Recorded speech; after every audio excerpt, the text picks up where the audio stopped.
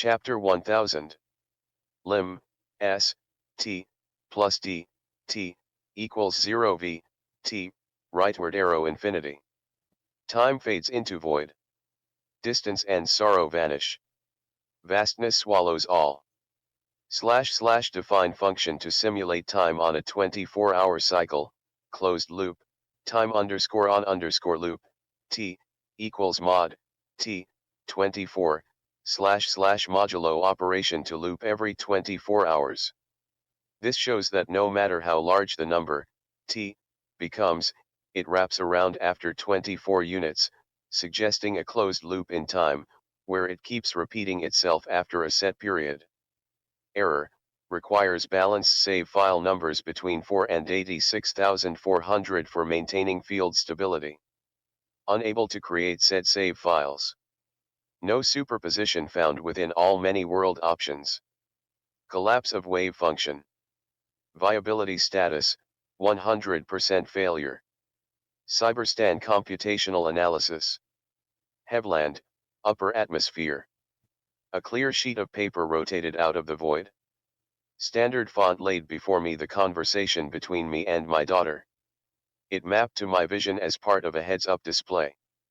In the momentary distraction, Bella had vanished and I noted I had a nose. The heads-up display displayed my status as a high-intelligence wizard and began loading multiple files into my mind. Stars had faded into view and I barely saw my new clawed fingers before I fell backward. I gasped for breath but none came.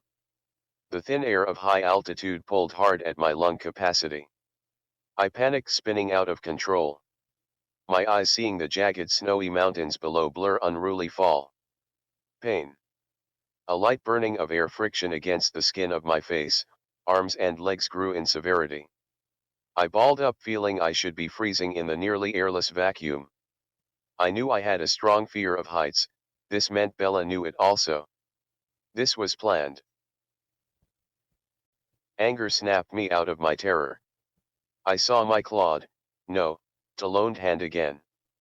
Then realized I had cocooned around myself, wrapped myself in a wall of feathers. Enjoy using your new body and try not to die, mother. One was the hint to the other. I slowly extend my body out to stop my spin. I started gaining control, turning my fall into a descent using my new body. An angel-winged body. My heads-up display marked a landing marker below me, then stated it was now downloading lore, abilities and skills into my mind. Not for the first time in my life I found myself impatient for answers. You better have how to fly naked in those files. My mind raged. I suppose I wasn't indecently naked. Heavy down golden-colored feathers started at my collarbones and shoulder blades ran down my torso in a one-piece swimsuit style. My breastbone protruded from my chest like a bird, with each of my breasts unified into the stability of a bone bra. My arms tapered into thumbed 4-digit humanoid talon hands. They were bereft of the hallux heel digit and layer of keratinized epidermis forming scales like skin. My feet on the other talon had both of those. My lungs reminded me I still needed to breathe, while my brain saw I still hadn't finished downloading how to fly. Another backward moment for myself, I thought. Learn to fly before I breathe. Then it hit me. Backward. I had been falling backward during the first breath. When an object is moving at high speeds through a fluid medium, it creates a reduced pressure wake behind it. I had tried to breathe my own vacuum in a thin air environment. An old black and white television show I saw in my childhood flashed in my mind. A woman named Lucy needed to breathe while her husband held her nose closed, but she couldn't open her mouth willingly. I followed suit. I opened my lips and took breaths through clenched teeth. My mouth dried but my lungs filled enough to sustain me. The text updated, download complete. New muscle memory empowered every fiber of my being as I shifted my controlled descent into a gliding one.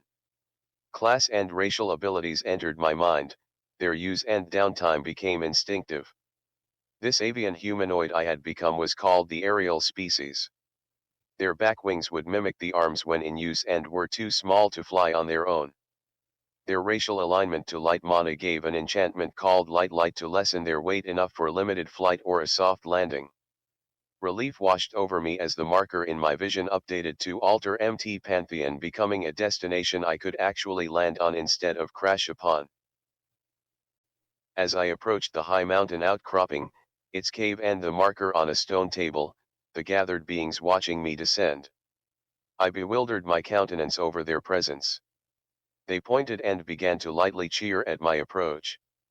I activated my light ability.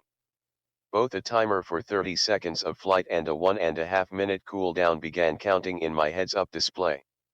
The crowd went silent on my final approach to land on the stone table. I miscalculated short, lifted my legs to sit on it instead, crossed my legs and then folded my wings. They all stared at me and my demure smile in a palpable silence. I assumed I was expected to speak first, despite not knowing what to say to an array of beings not native to the mountain climate. So I said the first thing I could think of. Greetings, welcome to MT Pantheon. A thundering cheer of the audience erupted and I heard an avalanche of snowfall far away. The crowd awkwardly laughed or giggled in the echoing distant roar of frozen frost.